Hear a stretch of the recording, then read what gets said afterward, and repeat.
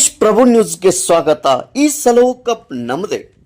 ಅಹಮದಾಬಾದದಲ್ಲಿ ನಡೆದ ಆರ್ಸಿಬಿ ಈ ಬಾರಿಯೂ ಕಪ್ ನಮ್ಮದೇ.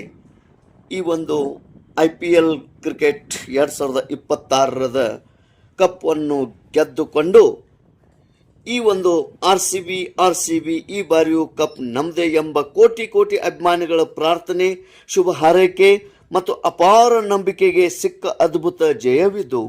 ಪ್ರೇಕ್ಷಕರ ಧ್ವನಿ, ಏಕತೆ, ಸಂತೋಷದ ಮಾತುಗಳು ಇಲ್ಲಿ ಹರಿದು ಬಂದವು.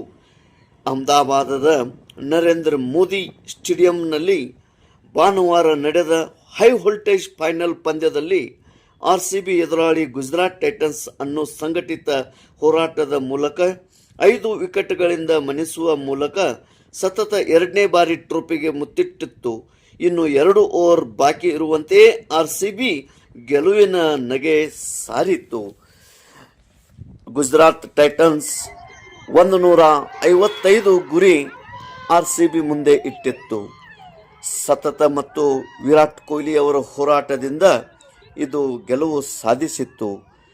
ಒಟ್ಟು ಕೊನೆಯ 1 ರನ್ ಸಲುವಾಗಿ ವಿರಾಟ್ ಕೊಹ್ಲಿ ಸಿಕ್ಸರ್ ಬಾರಿಸಿದ್ದರಿಂದ 161 ರನ್ ಬಾರಿಸಿ ಆರ್ಸಿಬಿ ಈ ಸಲವು ಕಪ್ ಗೆದ್ದುಕೊಂಡಿದೆ.